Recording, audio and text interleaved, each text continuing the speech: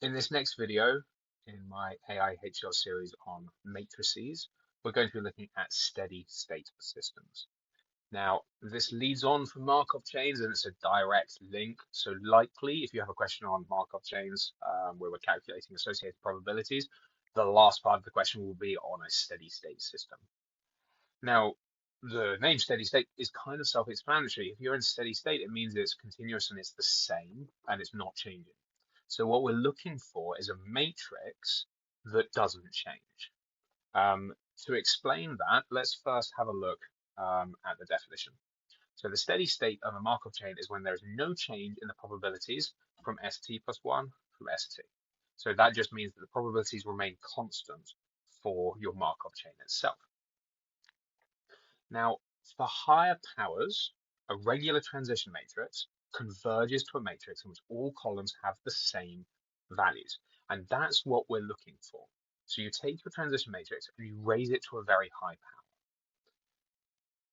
Let's look at this. This is a system in which we're looking at Coca-Cola and Pepsi, for example. Coca-Cola, if you buy Coca-Cola initially, 75% after each week will stay with Coca-Cola, 25% will change. And that's represented by these two numbers here.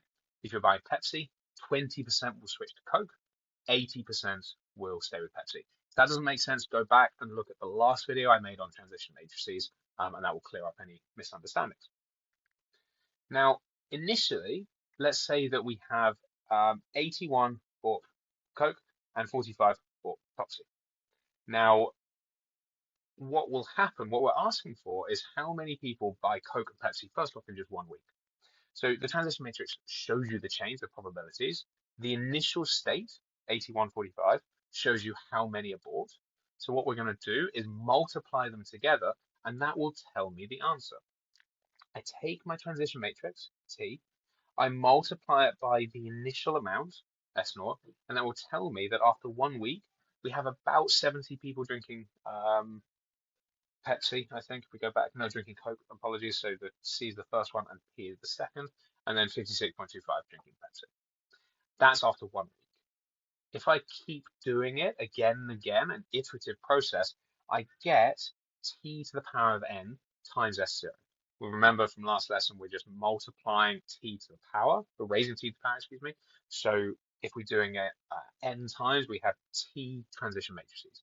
Each transition matrix shows you the change in a week, a day, whatever the question says. What we're looking for is as you raise the power to a higher number, to make the transition to a higher power, you will get convergence because all the columns sum to 1 and all the numbers are less than 1 or less than or equal to 1. That means that they will converge as you raise it to a very high power. So if I take this transition matrix, 0.13, 0.87, 0.71, 0.29, and I raise it to a high power, you might ask what a high power is.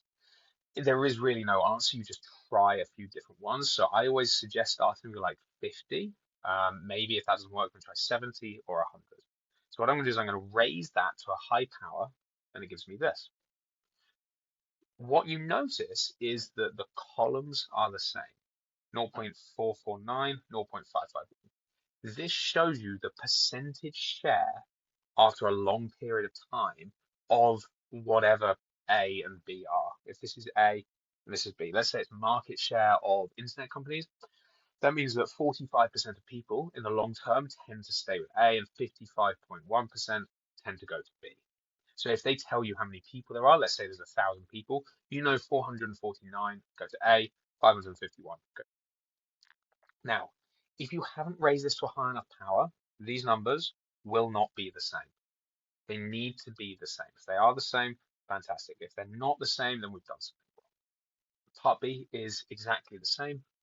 We take my matrix and I raise it to a high power. I couldn't fit the screenshot in fully, but you can see that the first and second columns are the same. The third one that would be here is the same as well. This just means for a 3x3 matrix, the transition, the percentages are market share is about for A, 14%, for B, about 50%, and for C, about 34, 35%. And that's how we do steady state matrices. You just raise it to a high enough power, make sure the columns are the same, and that will tell you the market share for each of your different systems.